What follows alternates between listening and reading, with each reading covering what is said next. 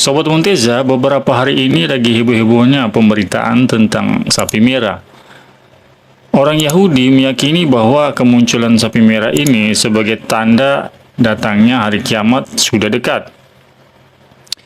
Nah, Sobat Monteza, di video kita kali ini saya tidak akan membahas tentang apa itu sapi merah dan kenapa sapi merah, melainkan saya akan mencoba membahas sapi yang berwarna kuning yang diceritakan dalam Al-Quran. Nah, bagaimana kisah selengkapnya? Yuk kita bahas.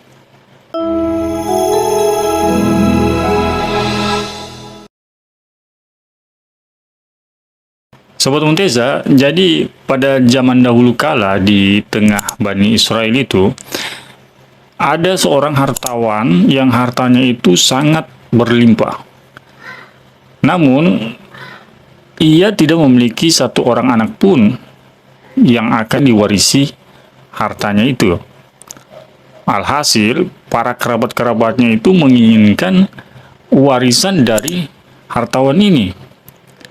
Nah, karena rasa keinginan dari kerabat-kerabatnya itu untuk mendapatkan harta dari si hartawan ini, maka timbullah niat dari mereka untuk membunuh, menghabisi sang hartawan ini agar bisa memiliki warisan yang dimiliki oleh hartawan ini. Suatu hari, sang hartawan ini ditemukan tewas di depan rumah seorang penduduk. Nah, yang pertama kali menemukannya itu adalah kerabatnya sendiri pada pagi hari. Nah, maka gemparlah satu desa ini karena kematian dari hartawan ini. Maka semua masyarakat desa itu saling tuduh-menuduh bahwa siapakah pelakunya. Ada yang menuduh bahwa yang melakukan pembunuhan ini adalah kerabatnya yang menemukan jasad sang hartawan ini. Ada juga yang menuduh bahwa si pemilik rumah yang ditemukan jasad itu adalah pembunuhnya. Karena tidak ada kejelasan dari permasalahan ini, maka datanglah seorang yang soleh dan cerdas. Dia mengatakan, "Mengapa kalian saling ribut, saling menuduh? Bukankah di tengah-tengah kita ini ada Musa, seorang Rasul Allah? Mari kita tanyakan kepada dia siapa pelakunya."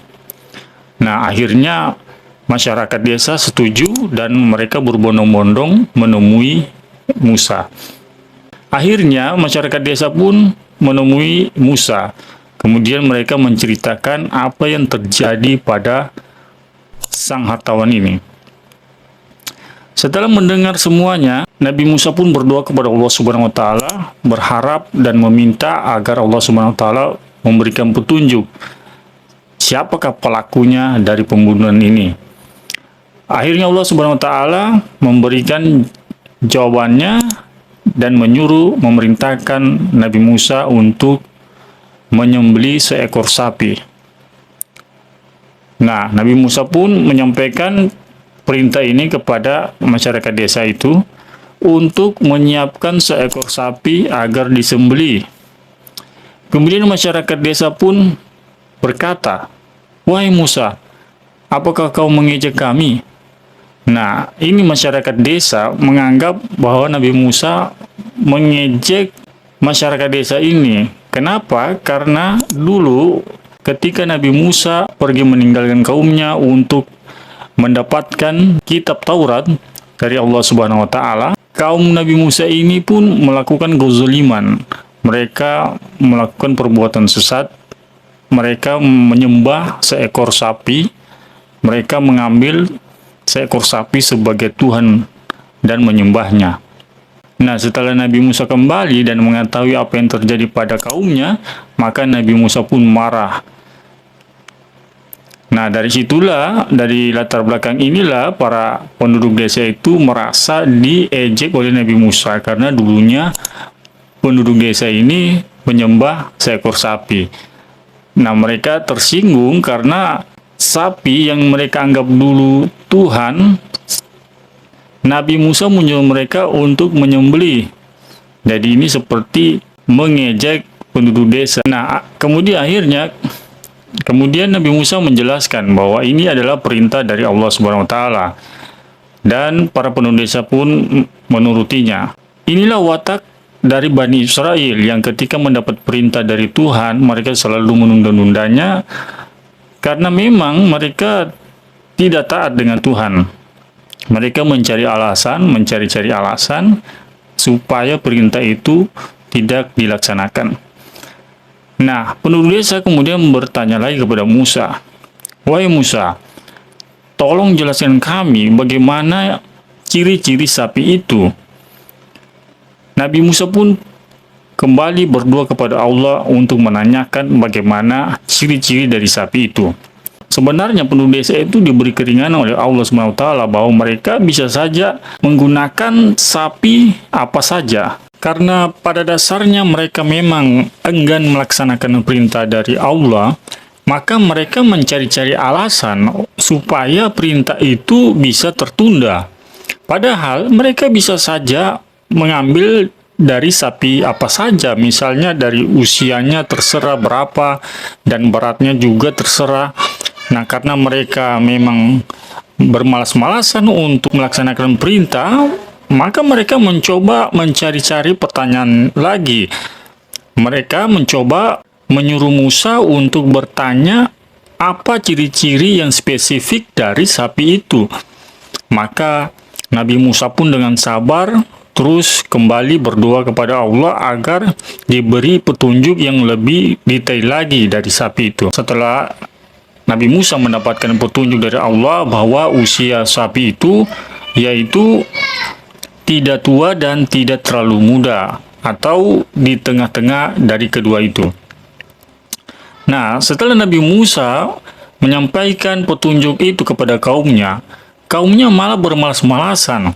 Bahkan mereka mencari-cari alasan lagi dan bertanya lagi, apa warna sapi itu?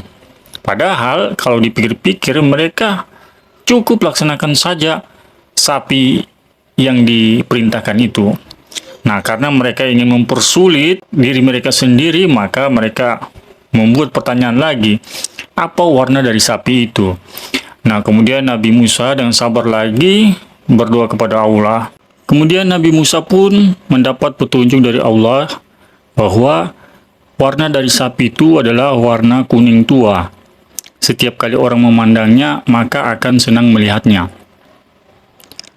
Bukannya mencari, keesokan hari justru mereka bertanya kembali, "Beritahu kami bagaimana kondisi sapi itu, sehingga kami dapat mencarinya," kata mereka. Kesabaran Musa begitu diuji. Beliau pun menjawab dengan rincian yang banyak. Sapi itu tidak pernah digunakan untuk membajak sawah atau memberi air bagi tanaman. Sapi itu pun bersih, tidak memiliki cacat. Semakin banyak pertanyaan, jelaslah bahwa mereka semakin sulit mendapatkan sapi yang dimaksud Allah Subhanahu wa taala. Sebagaimana disampaikan Nabi Musa, sebab semakin mendetail pula kriteria yang dikabarkan kepada mereka. Andaikan mereka menurut saja saat perintah pertama, mereka bebas memilih sapi manapun. Namun, sifat membangkang justru membuat mereka semakin sulit. Setelah banyak pertanyaan, mereka justru harus mendapatkan sapi yang sempurna. Rupanya mereka menyadari kebodohan mereka itu. Akhirnya, mereka pun mencukupkan pertanyaan dan mulai mencari jenis sapi yang elok itu. "Sekarang kamu menerangkan sapi itu dengan lengkap," kata mereka. Setelah kesulitan yang sangat mencari sapi itu, akhirnya mereka pun mendapatkannya. Hampir saja mereka menyerah karena nyaris tidak ada sapi yang sesempurna itu. Sapi itu pun didapatkan dengan harga yang sangat mahal. Hewan berkaki 4 tersebut merupakan milik seorang yatim yang usianya masih belia. Sapi tersebut merupakan satu-satunya warisan sang ayah. Atas wasiat sang ayah, sapi itu tak diizinkan bekerja dan hanya dirawat sedemikian rupa. Kulitnya juga berwarna kuning tua yang sangat elok. Seluruh kriteria yang Nabi Musa sebutkan ada pada sapi tersebut. Sapi itu pun didatangkan ke hadapan Nabi Musa. Setelah disembelih, Nabiullah Musa mengambil sebagian anggota tubuh sapi, kemudian memukulkannya pada jenazah tersebut. Dengan izin Allah, si mayat hartawan itu hidup kembali. Nabi Musa pun segera bertanya kepada si mayat hidup, "Siapakah yang telah membunuhmu?" Sang hartawan pun menunjuk salah seorang kerabatnya. "Dia," ujarnya. Setelah itu, si hartawan kembali menjadi mayat dengan izin Allah. Jadi si hartawan tadi ini, dia kembali mati. Ternyata sang pembunuh merupakan kerabat yang selalu menginginkan warisan sang hartawan. Dia pula yang berpura-pura menemukan mayat sang hartawan yang dia bunuh dan diletakkan di depan salah satu rumah penduduk desa.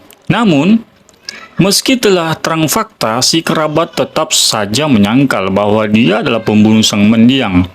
"Demi Allah, bukan aku yang membunuhnya," ujarnya tanpa takut menyebut asma Allah sebagai penjamin kesaksiannya. Nah, kisah tentang sapi betina ini dapat dibaca dalam surat Al-Baqarah ayat ke-67 hingga 73. Dalam kisah tersebut, terdapat banyak hikmah yang dapat dipetik. Satu hal yang terang, yakni menaati perintah Allah segera mungkin.